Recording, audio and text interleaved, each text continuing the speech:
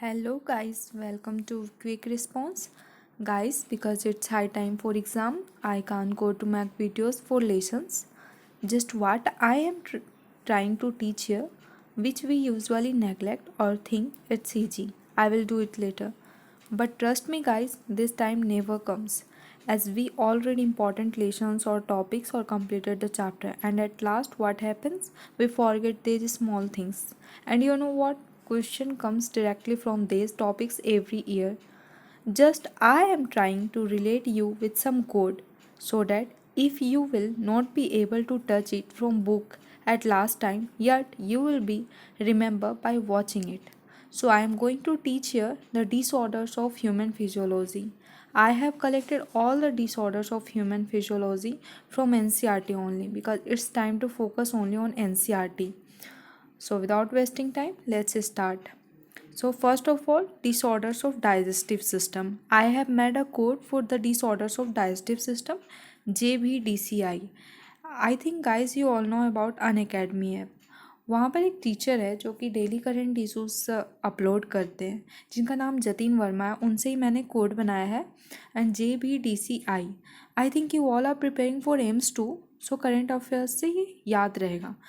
तो उनका नाम है Jatin Verma's daily current issues, जो वीडियो अपलोड होती है उसी से. अब means J means jaundice, B means vomiting, D means diarrhoea, C means constipation and I means indigestion.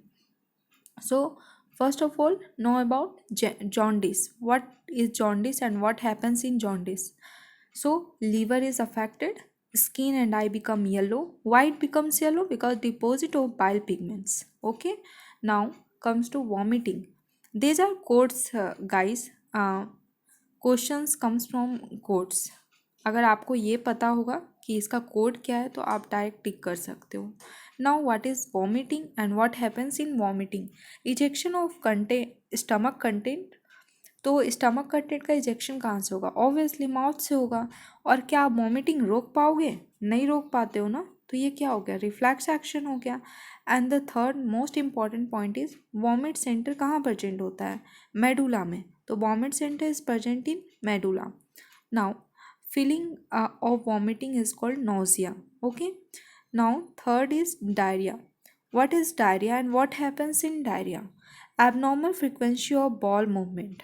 Ball movement का एबनॉर्मल फ्रिक्वेंसी होती है, जिसके कारण इंक्रीज लिक्विडिटी होती है. और गाइस खुद से रिलेट करो, अगर लिक्विडिटी इंक्रीज होगी तो ऑब्वियसली कुछ हुआ होगा, डैट इज रिड्यूस एब्जॉर्प्शन.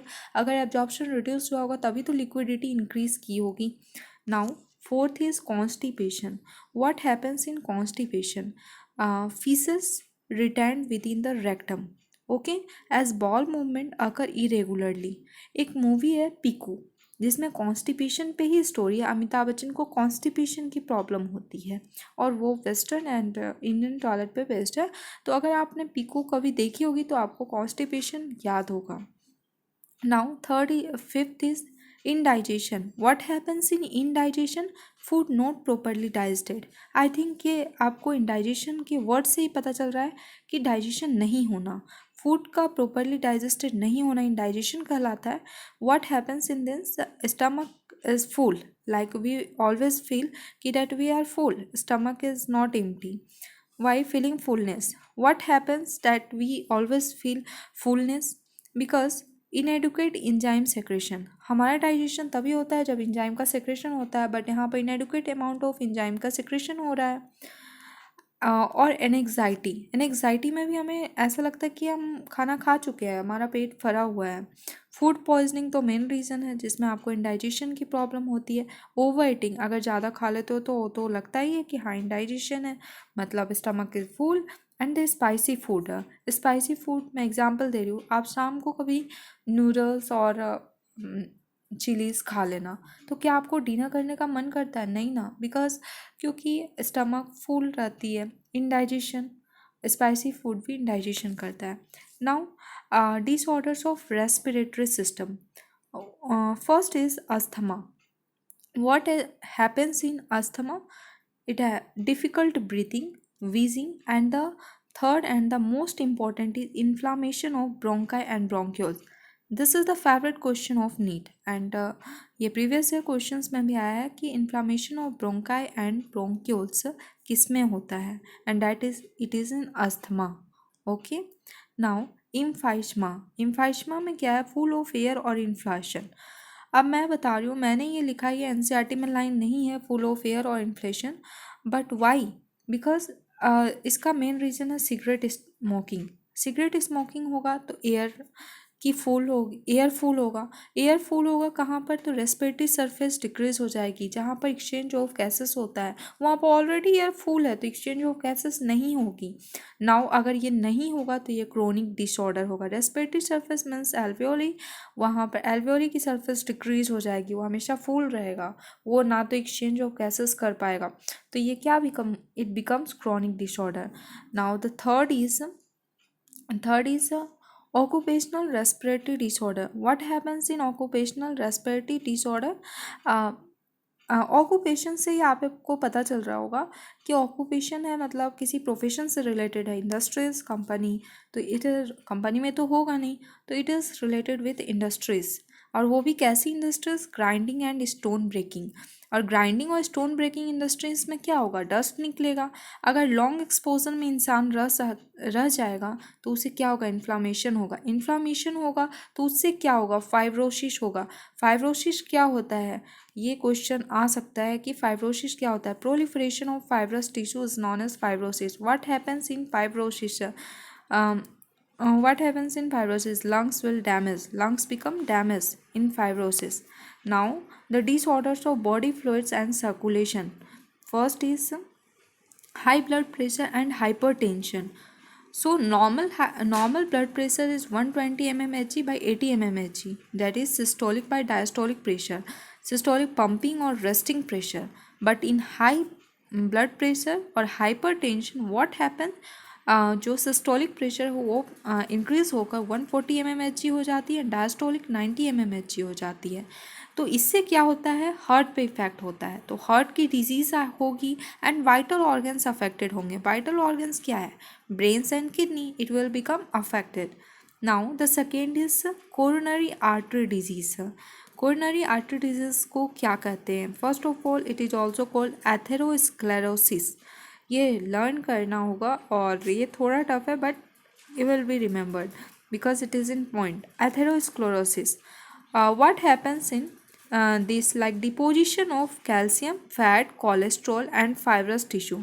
देखो कोरोनरी आर्टरी डिजीज़ में ही आपको को आ जा रहा है और कोलेस्ट्रॉल में भी को बोलते हो ना, तो कोलेस्ट्रॉल तो याद रहेगा. सी से कैल्शियम है वो भी याद रहेगा. अगर कोलेस्ट्रॉल है तो फैट भी याद होगा एंड फाइब्रस टिश्यू. इसका डिपोजिशन होता है जिसके कारण क्या होता है? आर्टरीज जो हो जाती है वो नैरो हो जाती है. और आर्टरीज नैरो कैसे होगी? आर्टरीज के जो लूमेन में है उसमें डिपोजिशन होता होगा. अब देखो इसको आपको लर्न रखने के लिए, कोरोनरी आर्टरी डिजीज़ है, यहीं पर आर्टरी वर्ड आ जा रही है, मीन्स इसमें मेनली अफेक्टेड क्या होता है? आर्टरीज. तो make lumen of arteries narrower. तो उससे क्या होगा? Affect the vessels that supplies blood to heart muscle. जो ब्लड हार्ट मसल को देगा वो सप्लाई अफेक्टेड होगी. Now the third is angina. Angina is also called angina pectoris. Okay, this is important. What is also called angina pectoris. इसमें क्या होता है? Acute chest pain. देखो सब कुछ ऐसे है, एंजीना भी, उसका एंजीना पैक्टोरिस भी, acute chest pain. No oxygen reach to heart muscle. इसमें ऑक्सीजन हार्ट मसल तक नहीं पहुंच पाता. More common in middle age and elder and due to affect of blood flow का अफेक्शन होता है. अब मैं इसका बता रही हूँ ये हम में भी होता है बिकॉज अभी नीट का प्रिपेयर कर रहे हो और वो अब तो एग्ज़ाम आने वाले हैं, आप 1 घंटे रिवीजन में लगा देते हो, आप उठते नहीं हो. कभी कभी कुछ बच्चे लगातार कंटिन्यूअस पढ़ते रहते हैं तो उनका एक्यूट चेस्ट पेन होता है. क्यों होता है? कि ऑक्सीजन जो है वो हार्ट मसल तक नहीं पहुँच पाता. वो बैठे हैं पढ़े जा रहे हैं अंदर एक रूम में, तो उससे क्या होता है? इससे ब्लड फ्लो की सर्कुलेशन भी अफेक्ट होगी, तो कभी कभी सडन दर्द होता है. That is called angina pectoris. Now fourth is heart failure. What happens in heart failure? Heart not pump blood effectively. अब देखो कोई फेल होता है तो उसका मेन फंक्शन, अगर कोई फेल होता है, इसको रिलेट करो, फेल होता है तो आप फेल क्यों हुए, आप किसी चीज़ के लिए पढ़ रहे थे और उसमें फेल हुए। तो हार्ट का मेन फंक्शन क्या है, पंप ब्लड करना, तो उसमें वो पंप नहीं कर पाता इफेक्टिवली, तो वो फेल हुआ, heart failure. And it is also called congestive heart failure. Why it is also called congestive heart failure? Because it lungs is the main reason for saying congestive heart failure, because congestive lungs uh, um, uh, leads to congestive heart failure, because heart जो है वो lungs के बीच में है, तो सबसे पहले कहाँ पर कंजेशन होगा, लंग्स में, तो वो मेन रीजन बनेगा कंजेस्टिव हार्ट फेल्योर का। Okay guys, now fifth is cardiac arrest. अब किसी को अरेस्ट करते हो, इसे याद रखने का कोशिश करो, किसी चीज़ को रिलेट करोगे तो याद होगा। Cardiac arrest, heart stops beating. देखो कोई पर्सन अगर अरेस्ट होता है किसी भी रीज़न से, तो उसका क्या होता है, उसका सारा काम रुक जाता है। तो हार्ट का एक और काम है बीट करना, अगर हार्ट की जो मेन फंक्शन है वही रुक जाएगी, अरेस्ट हो गया, वो हार्ट स्टॉप्स बीटिंग। रिमेंबर, इससे याद रहेगा। तो अगर ये हो गया ना तो बेटा रहोगे नहीं। And the sixth is heart attack. Heart attack में सुने होंगे कि पर्सन जिंदा रह जाता है, स्पेशली 3 टाइम। तो क्या होता है, हार्ट मसल सडनली डैमेज। अब देखो अटैक से भी रिलेट करके याद करो। हार्ट अटैक में देखो कोई चीज़ हमें पता नहीं होता कि होने वाला है, बट अटैक होता है सडन। अगर कोई आप कहीं जा रहे हो, कोई आपको अटैक करता है, या फिर सडन चीज़ें होती हैं, तो या कोई आपको पीछे से पकड़ लेता है, या कोई प्रॉब्लम में डालता है, तो आपको पता नहीं होता, तो heart muscle suddenly damage. Attack हो मतलब सडन उसमें डैमेज आ जाएगी। क्यों आएगी? Because of inadequate blood supply. Okay, now disorders of excretory products and elimination. इसमें फर्स्ट है uremia. What is uremia and what happens in uremia? First is malfunction of kidney. Malfunctioning of kidney, why it happens? Because of accumulation of urea in the blood. Okay, now it leads to the kidney failure. Kidney failure, अगर urea blood में आ जाएगी तो क्या होगा, accumulate होगा तो kidney का failure होगा, और ये किडनी का फेल होना मतलब very harmful, highly harmful. And it is corrected bye hemodialysis. Hemodialysis एक प्रोसेस है जिससे ये यूरेमिया करेक्ट किया जाता है। मैं अभी डिसऑर्डर बता रही हूँ, प्रोसेस उसका जो करेक्ट करने का है वो एक प्रोसेस है, वो मैं बाद में बताऊँगी। अगर आपको पता करना होगा और आप जानना चाहते हो तो मुझे कमेंट करके बताना, I will explain it. And the second is renal failure. What happens in renal failure? Renal failure is also called kidney failure. अब देखो यहाँ से भी रिलेट कर सकते हो यूरेमिया। यूरेमिया में आप देखो RE है, और रेनल फेल्योर, रेनल कैलकुली यहीं से आया, मतलब ये सारे किडनी से रिलेटेड हैं, याद आ जाएगा आपको।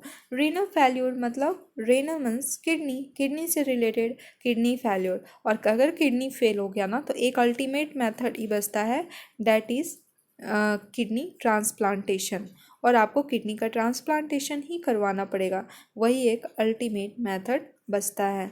Okay, now renal calculi. Renal calculi में क्या होता है, स्टोन और insoluble mass of crystallise salts, oxalates etcetera. Calculi मतलब ही होता है स्टोन से रिलेटेड, कैल्शियम कार्बोनेट से रिलेटेड, मतलब आप अगर कैल्शियम कार्बोनेट स्टोन से रिलेटेड, इसे ऐसे याद कर सकते हो, स्टोन और insoluble mass of crystallise salt happens in renal calculi. Okay, it happens in kidney. Okay, now fourth one is glomerulonephritis. What happens in glomerulonephritis? Inflammation of glomeruli of the kidney. ठीक है, ग्लोमरुलस kidney में होता है, you know everything, but glomerulus का क्या होगा, inflammation. ठीक है, inflammation of glomeruli of the kidney. Now the disorders of muscular and skeletal system. First is myasthenia gravis. Guys, मैं एक कोड बता रही हूँ जिससे मैंने याद किया था। I don't know about you, but मेरी एक फ्रेंड थी जिसका नाम ममता था। ममता में MMTA होता है, बट यहाँ पर A से है नहीं कुछ, तो मैंने याद किया था AMMT ए ममता एंड ओ जी। अब देखो ये इतना सारा है इसमें MMTA OG। तो मैंने इसको ऐसे ही लर्न किया था MMTA OG मतलब ममता, मैंने अपने दिमाग में बैठा लिया था ममता का स्पेलिंग ये होता है OG, जैसे बोलते हैं ना OG इधर आओ, AG इधर आओ, तो ममता OG आओ। तो ऐसे करके मैंने याद किया था, तो अभी मैं वही बता रही हूँ, मे बी आप लोग को भी हेल्प करें ममता OG से याद करना, अदरवाइज आप बना सकते हो। तो फर्स्ट इज माइस्थेनिया ग्रेविस। अब देखो माइस्थेनिया ग्रेविस में आ रहा है MY मतलब माई, मेरा, मेरा मीन्स ऑटो इम्यून, मतलब ये खुद से होने वाला ऑटो इम्यून डिसऑर्डर, माई मेरा ऑटो इम्यून, याद रहेगा। What happens in this neuromuscular junction affected which leads to fatigue, weakening and paralysis of skeletal muscle। Neuromuscular junction अगर अफेक्ट होगा तो obviously it leads to fatigue, आपको हमेशा थकान सा फील होगा, वीक फील करोगे, and sometime it leads to paralysis of skeletal muscle. And the second is muscular dystrophy. What happens in muscular dystrophy? Progressive degeneration of skeletal muscle. मैंने इसको कैसे याद किया था, डिस्ट्रॉफी, देखो डीस मतलब DY मतलब DY को मैंने याद किया था डीजनरेशन। अब ट्रॉफी, जब भी कोई आपको ट्रॉफी मिलता है तो क्यों मिलता है, आपके प्रोग्रेस के कारण ही ट्रॉफी एक प्राइज, जो ट्रॉफी प्राइज मिलता है वो आपके किसी प्रोग्रेस रिजल्ट के कारण ही मिलता है। तो इसे कर सकते हो प्रोग्रेसिव डीजनरेशन। प्रोग्रेसिव डीजनरेशन किसका? ऑब्वियसली मसल का। तो progressive degeneration of skeletal muscle. And अगर प्रोग्रेसिव डीजनरेशन होते जा रहा है तो क्या है ये पक्का से जेनेटिक डिसऑर्डर है। लेकिन ये याद रखना कि जेनेटिक डिसऑर्डर कौन है, दैट इज़ मस्कुलर डिस्ट्रॉफी। ये भी इम्पॉर्टेंट क्वेश्चन है नीट के लिए। Okay, now third one is tetani. देखो मुझे टेटनी याद नहीं होती थी, मैंने टेटनस से याद किया। अब टेटनस में क्या होता है, जब आपको कोई कील चुभ जाती है पैरों में या कहीं भी, तो हम जाते टेटनस का इंजेक्शन लेते हैं। अब टेटनस का इंजेक्शन जब लेते हो तो बहुत दर्द होता है, तो क्या होता है, rapid spasms, wild contraction, rapid spasm और वाइल्ड कॉन्ट्रैक्शन। और वो होता कहाँ है, ऑब्वियसली मसल में होता है। एंड याद रखना कि ये बोन्स और muscles related to calcium level. तो इसमें क्या होता है, due to low calcium ion in body fluid. कोई भी चीज़ जब प्रॉब्लम आते हो तो वो कैल्शियम के लो के कारण ही होता है। तो due to low calcium ions in body fluid. Okay, calcium का हाई के कारण उतना प्रॉब्लम नहीं है जितना लो के कारण प्रॉब्लम है। आपके पैरों में भी दर्द होगा तो वो कैल्शियम की कमी के कारण है reason. Okay, now fourth one is arthritis. What happens in arthritis? Inflammation of joints. देखो गाइस एक चीज़ ध्यान रखना, मैंने एक जगह सारा लिखा, उससे आपको रियली में बहुत हेल्प होगा।